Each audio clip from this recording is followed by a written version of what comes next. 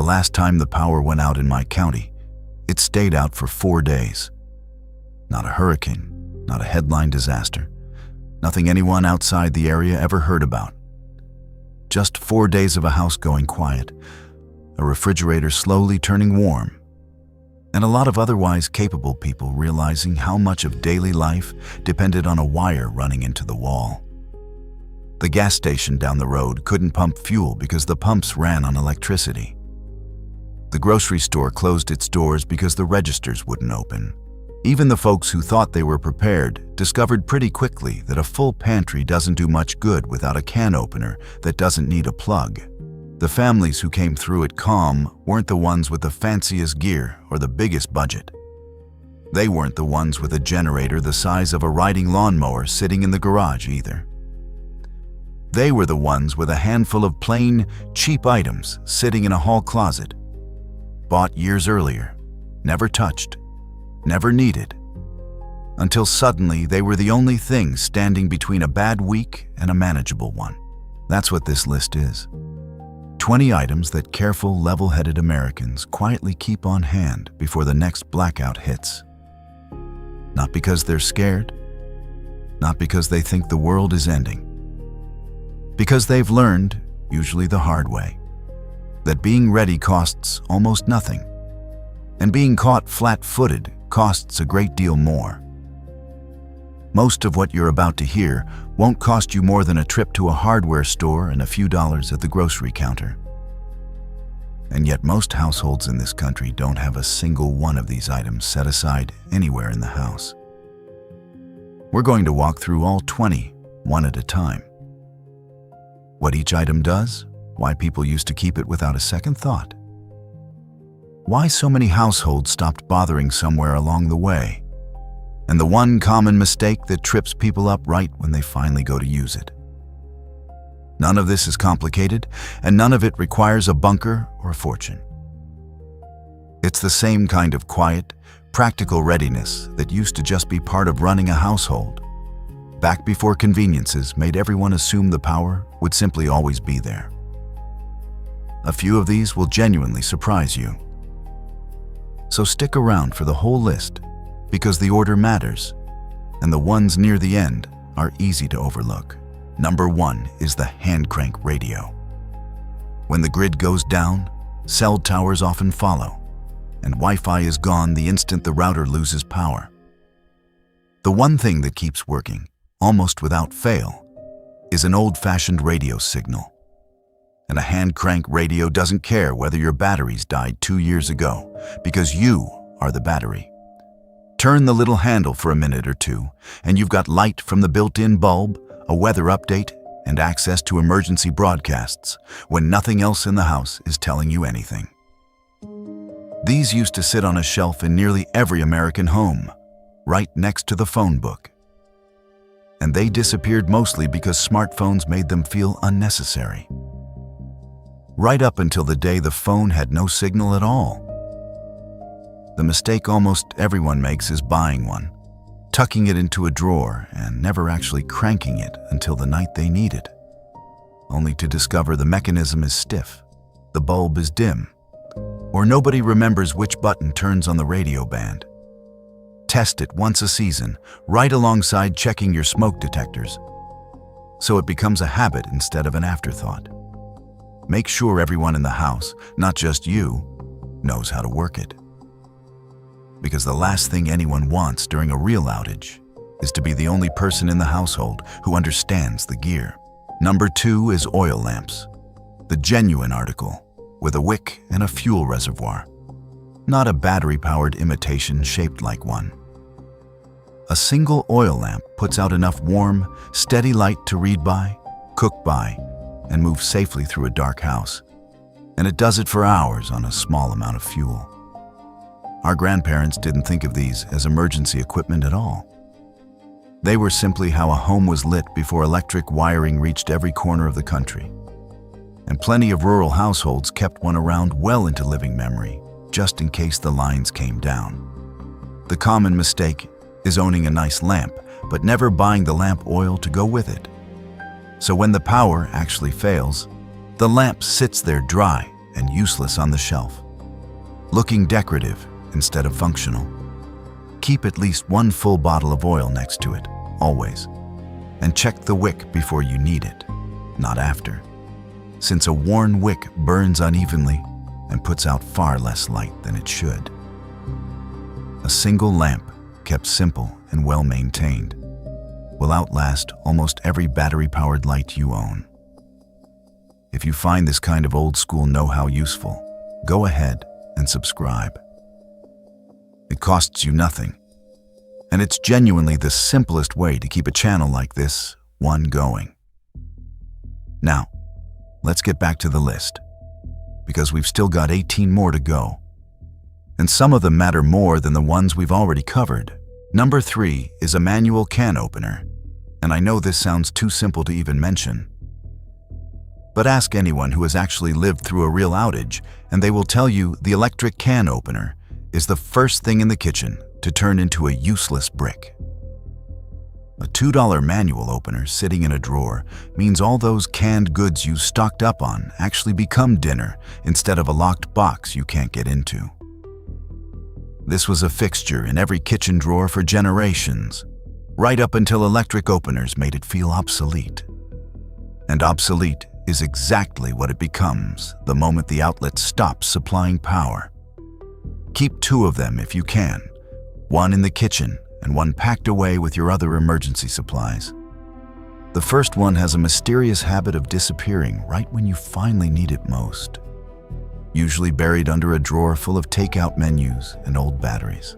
Number 4 is stored water, plain and simple, and it's one of the items most families underestimate the most.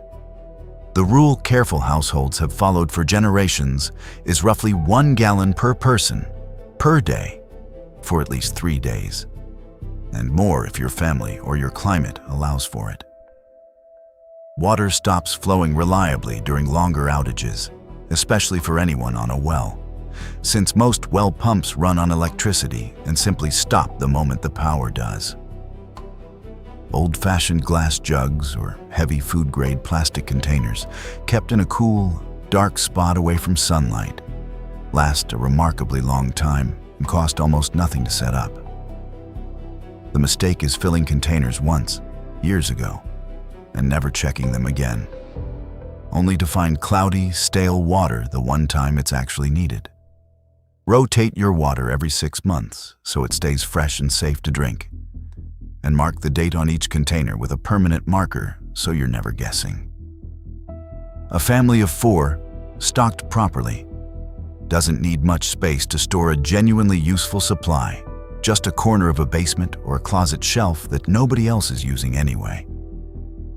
This was once such an ordinary part of household management that nobody gave it a second thought, back when wells and cisterns were common, and everyone understood that water wasn't always guaranteed to simply flow from a tap on demand.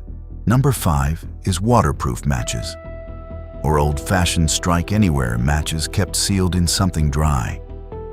A lighter is fine as a backup, but lighters fail in the cold, run out of fluid at the worst moment, and can't always be trusted after sitting unused for a year. A tin of proper matches, kept dry and sealed, will light a stove or a lamp when almost nothing else will.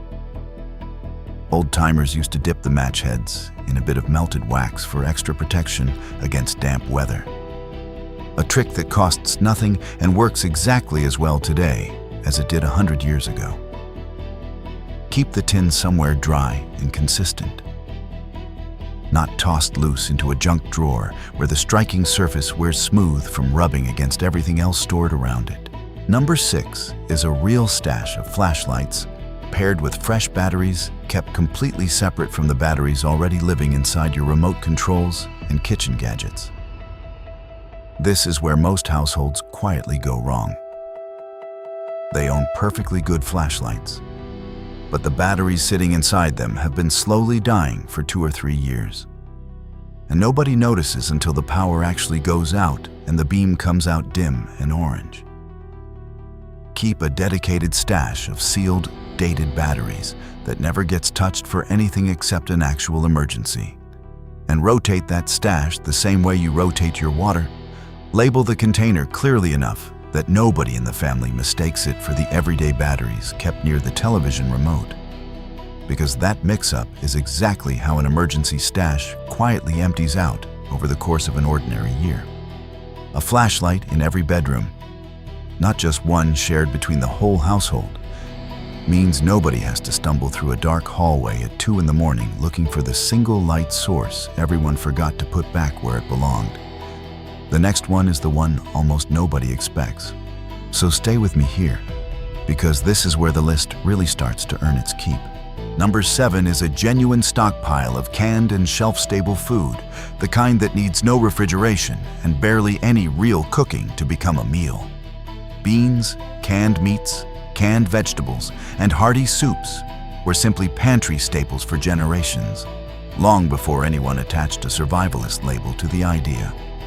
A shelf holding 2 to 3 weeks of this kind of food isn't paranoid. It's just how households used to manage before daily grocery runs became the norm and refrigerators became the center of every kitchen. Rotate what you buy. Eat the oldest cans first and replace them, so nothing sits forgotten in the back of a cabinet for a decade, quietly rusting and going to waste. This is exactly how a well-run pantry used to work in nearly every household, long before grocery stores were open around the clock, and a full pantry felt like a luxury instead of common sense. A well-stocked shelf also means you're not one of the dozens of people crowding a single open store during a regional outage, fighting over the last few items left on a mostly empty shelf, hoping the register still takes cash. Number 8 is a portable propane camp stove with a couple of spare fuel canisters kept on hand. When the power goes out, most modern electric ranges are completely dead, and even gas ranges with electronic ignition often refuse to light without a working spark. A small camp stove lets you boil water, heat up soup, and make a hot cup of coffee, which matters more for morale during a long outage than most people expect going in. And here's the one plain safety line that has to be said clearly, because it genuinely matters. Never run a propane stove indoors without ventilation. A cracked window or an open door is not optional. It's the single rule that keeps an inconvenient blackout from turning into something far more serious. This kind of stove was standard equipment in plenty of households decades ago, well before central kitchens depended so completely on the grid. And keeping one on hand simply brings that same reliability back into the picture. Store the canisters somewhere cool and out of direct sunlight. Check the connections before every use, and treat that single ventilation rule as non-negotiable. No exceptions, no matter how cold or inconvenient stepping outside to cook might feel in the moment. Number 9 is a basic first aid kit, stocked with bandages, antiseptic, gauze, and whatever medications your specific family actually takes on a regular basis. Not an elaborate trauma kit built for a battlefield, just the plain essentials, checked once a year so nothing inside has quietly expired without you noticing. Old school households kept something like this stocked as a matter of course, long before the word prepping ever entered the conversation. It was simply common sense, dressed up in a small metal box. Go through it once a year, throw out anything expired, and replace it. The same way you'd check the batteries in a smoke detector, because a first aid kit nobody has maintained is really just an empty box with a red cross on it.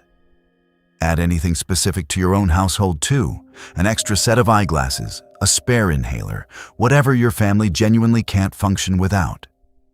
Because a generic kit off a store shelf rarely accounts for the particular needs of the people actually living in your house. Number 10 is cash, specifically small bills tucked away somewhere safe in the house. When the grid is down, card readers don't work, ATMs don't work, and the one corner store that managed to stay open will only take cash from people walking through the door. A modest amount, nothing dramatic, has quietly bailed out more households during real outages than most people are willing to admit out loud.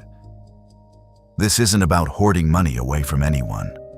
It's about not being stuck, unable to buy gas, ice, or basic supplies, simply because every card machine in town went dark at the same time.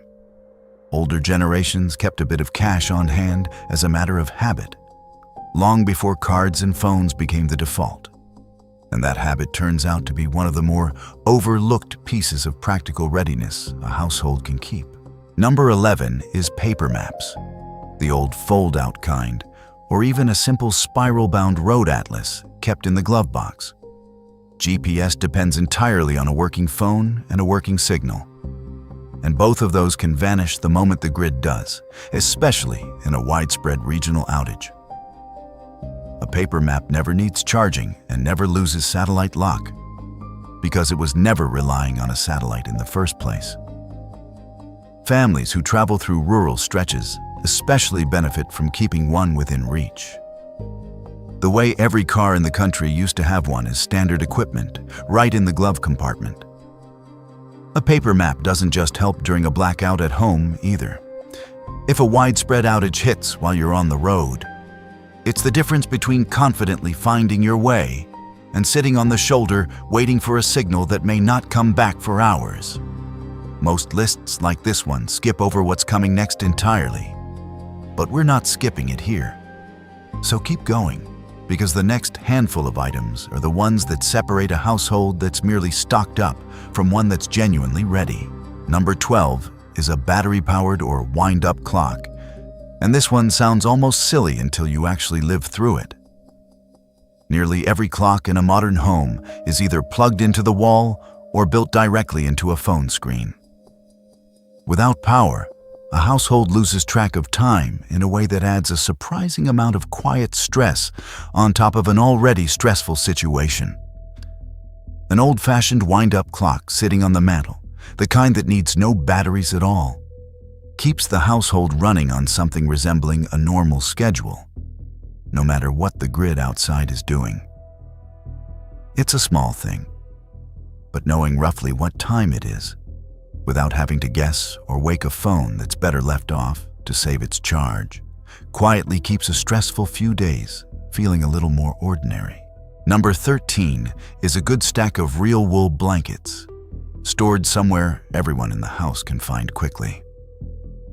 A blackout in the middle of winter isn't just dark, it's cold. Because most modern furnaces need electricity to run the blower fan, even when the fuel source itself is untouched. Wool holds its warmth even when it's a little damp. And a stack of genuine wool blankets does more to keep a family safe through a long, cold night than most households give it credit for. This is simply how homes stayed warm before central heating existed, and it works exactly the same way today. Wool doesn't need power, doesn't need fuel, and doesn't need anything except being pulled off a shelf, which makes it one of the most reliable pieces of gear on this entire list. Blackout or no blackout. Layering a few blankets over sleeping bags or extra clothing, especially for kids and older family members, keeps everyone comfortable through the night, without ever needing to touch a thermostat that isn't working anyway. Number 14 is the one I'd want most if I could only keep a single item off this list that people usually overlook completely. It's basic sanitation supplies, heavy-duty trash bags, a sturdy bucket, and a bit of kitty litter or plain sawdust. Nobody enjoys thinking about this part. But if the water stops running and the toilet stops flushing, a household needs some kind of backup plan already worked out ahead of time. This simple, unglamorous setup has quietly saved more families from a genuinely miserable few days than almost anything else on this entire list. It costs next to nothing. It takes up almost no space. And it's exactly the kind of item that never crosses anyone's mind until the moment it's the only thing standing between a household and a genuinely unpleasant situation. Number 15 is something for the mind rather than the body. Plain playing cards, a deck of dominoes, or a simple board game tucked into the same box as your other supplies. It sounds out of place sitting next to water jugs and radios. But ask anyone who has actually lived through a multi-day outage with kids in the house, and they'll tell you that boredom becomes its own quiet kind of crisis. A deck of cards costs $1 and buys you hours of calm, focused time as a family.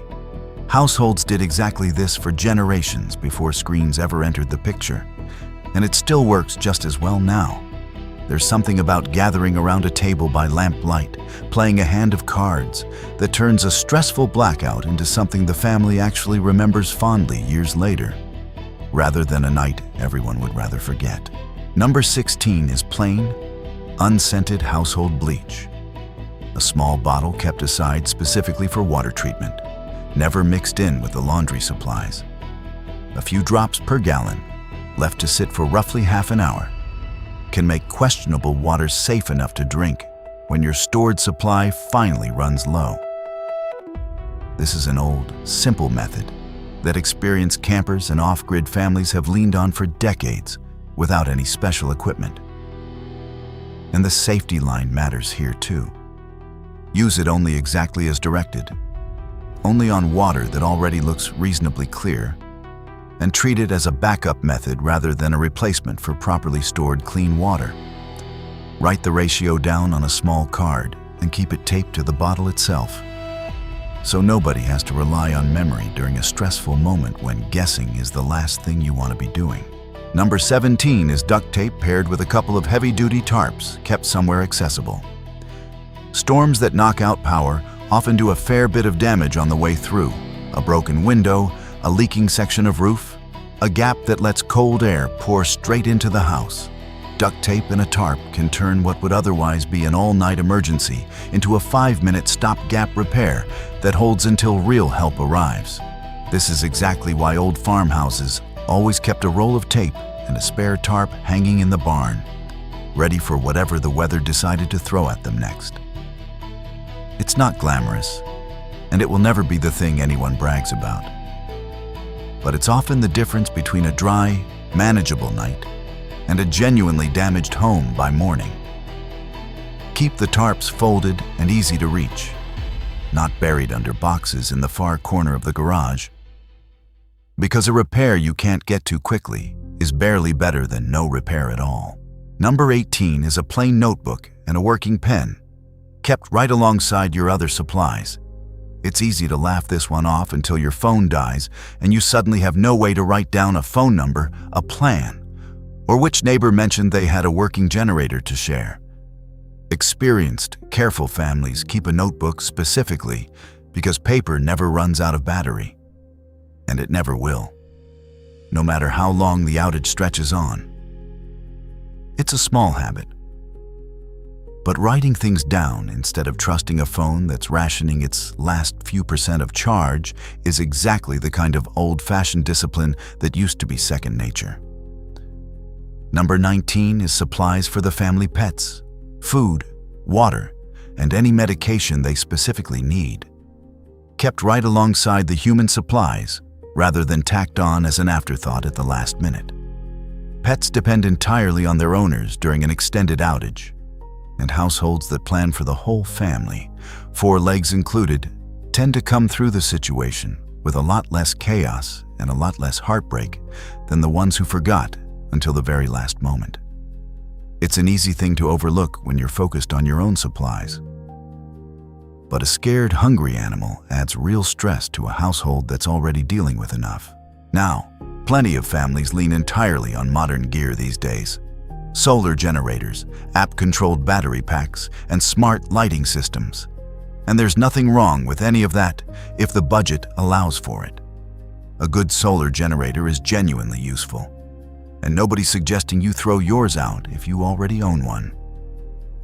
But gear like that is expensive, often running into the hundreds or even thousands of dollars, and it still depends on charge cycles, internal batteries, and electronics that can fail at the exact worst possible moment. The same way anything electronic eventually does, usually without warning and usually at the least convenient time imaginable. The knowledge and the plain, simple items on this list cost next to nothing by comparison, and none of it cares whether your fancy battery pack happened to be charged that particular day. or whether a firmware update decided to brick the display right before the storm rolled in. Knowledge and preparation come first, the way it always has for households that actually know what they're doing. Any modern gear you choose to add on top of that is simply a bonus, not the foundation everything else depends on. If you want all of this organized into clear, ready-to-use checklists, along with the exact methods experienced, careful families use to prepare a household properly from the ground up, I left the complete camping and readiness guide bundle linked in the description below. It walks through blackout preparation, water storage, and old-school household skills all in one place, so you're never scrambling to find the right information at the exact moment you actually need it. And that brings us to number 20, the item worth saving for last. It's a portable solar charger, or at minimum, a hand crank charger, kept specifically for your phone. Everything else on this list matters a great deal. But your phone is still your fastest way to check emergency updates, reach family members, or call for help if something goes seriously wrong during a long outage. A small solar panel, even a basic and inexpensive one, kept charged and ready near your other supplies, means you're never fully cut off from the outside world, no matter how many days the outage stretches on for. Pair it with a fully charged power bank, so you've got a backup even on a cloudy stretch of days when the panel isn't pulling in much sunlight. It's the one distinctly modern item sitting on an otherwise old-fashioned list, and it has genuinely earned its place here. Right alongside the oil lamp and the hand crank radio it was inspired by. 20 items, and not a single one of them is expensive or complicated to gather. Add it all up, and you're looking at a weekend afternoon and maybe $100 spread across a few shopping trips. Not some enormous project that eats up a whole paycheck. That's really the whole point of this list. The families who come through a real blackout calm and steady aren't the ones with the most impressive gear closet in the neighborhood. And they're certainly not the ones who spent a fortune on equipment they barely understand how to use. They're the ones who quietly took care of the small, cheap things well ahead of time. The same way households always used to, long before anyone needed a video like this one to remind them of what used to just be common sense. If you got something useful out of this today, subscribing is the best way to support the channel going forward. It costs you absolutely nothing, and it genuinely helps this kind of practical, old-school know-how reach more people who could use it. The same neighbors and family members who might not think about any of this until the power's already out and it's too late to prepare properly. Thanks for sticking with me all the way to the end of this one. None of what we covered today requires a bunker, a generator the size of a car engine, or a budget most families simply don't have. It just requires a bit of quiet planning, done now, while the lights are still on and there's no rush at all. That's really how it's always been done, long before anyone needed a checklist to remember it. If you want more of this same kind of practical, no-nonsense information, go check out the video on forgotten camping skills every American grandfather knew by heart. It pairs well with everything we just went through together. And it's exactly the kind of knowledge that never goes out of style, no matter how much the world around it changes. I'll see you on the next one.